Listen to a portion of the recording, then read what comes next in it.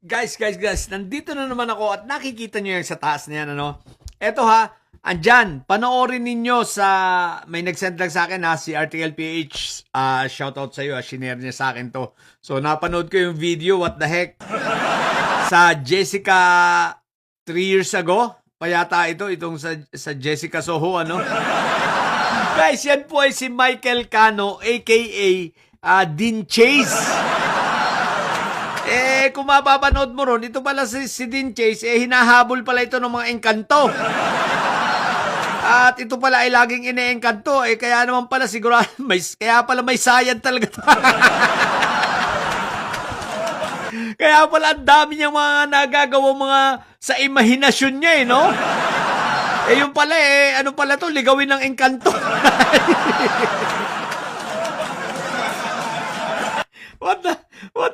What the heck? Ano tawag dyan? Ano yan? Doppelganger. Panoorin nyo guys. At ine-engkanto pala ito walang iyan to. So malamang-lamang doon sa US, sinabol din siya ng engkanto.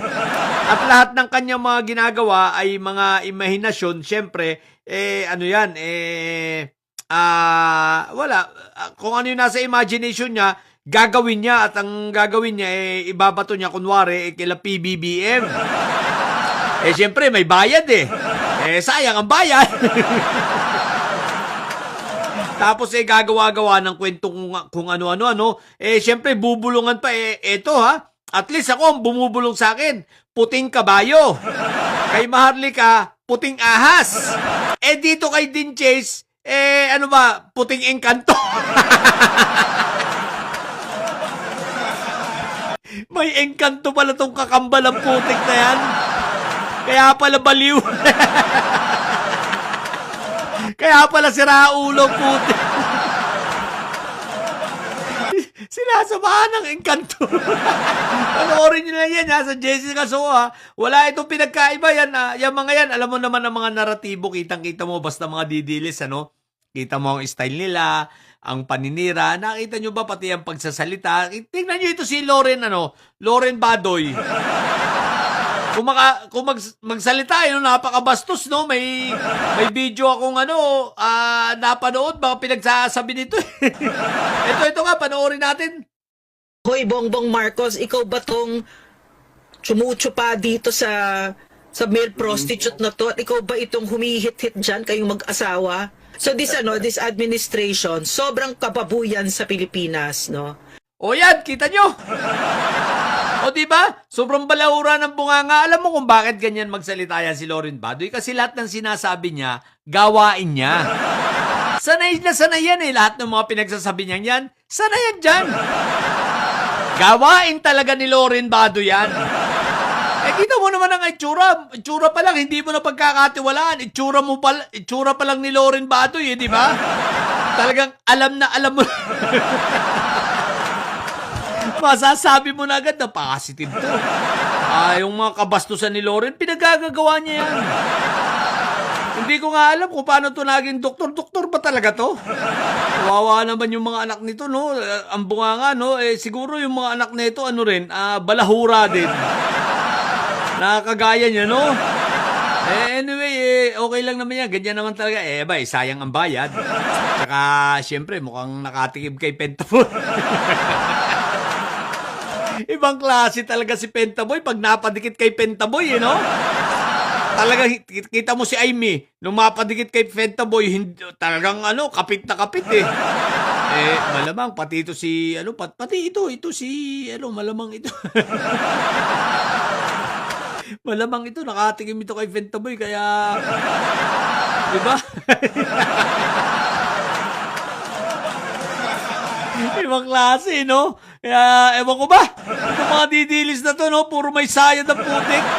Puro baliw ito. Ito si Dean Chase. Ito, sinasapian ng engkanto. May kasama ito. May stalker na engkanto. Sa Amerika, malamang-lamang, kasama nito yung engkanto. Yun ang kausap nito. Kaya yun ang bumubulong sa kanya. Bulong ng puting engkanto. Pero yung puting engkanto yun, walang hiya yun, buti yung puting kabayo ko, sungay lang ang mahaba, tsaka antay nga. Ito, Hindi ito yung puting engkanto, itim na engkanto ito. Malamang-lamang ang ano nito, itim na engkanto. Itong si Michael Cano nito. Putay. Natawa naman ako nung panoorin ko, putik.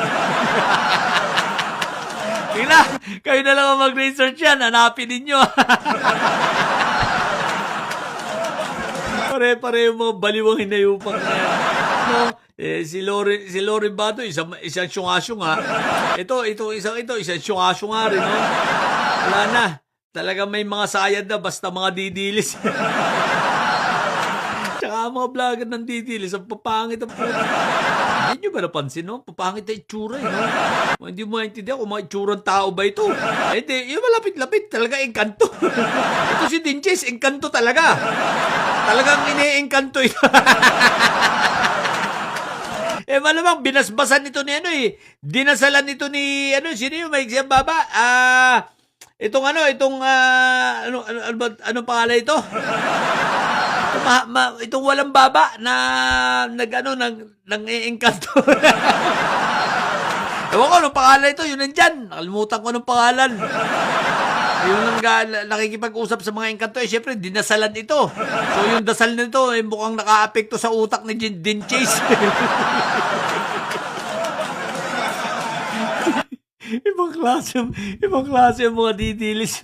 Ang lalakas ng tama, ang lalakas ng saya. Kahit sa daanin, di ba, sa personal na buhay, sa politika. Ganun talaga, pag ang pinuno may sayad, ang mga tagasunod may sayad.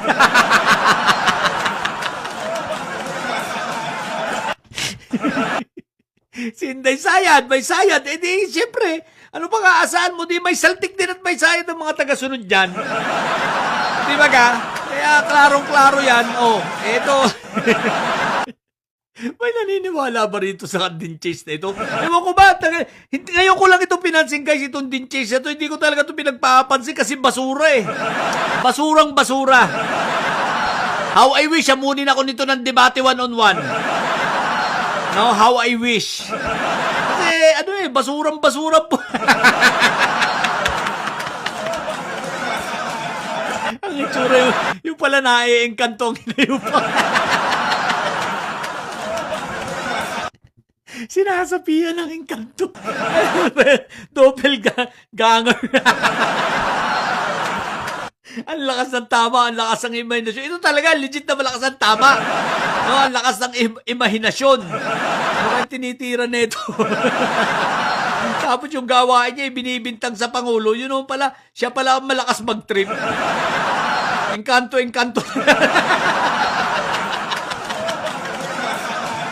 Ang lakas ng trip. Panoorin nyo na lang. Ang lakas ng trip ng taong ito. Sa mga bubundidilis at may saya dyan, ha? Ang tatay nyo ay karton. At model ng boys yan, manatili kayo mga bubund may sayad sapagkat ang may sayad ay laging high blood. Bye!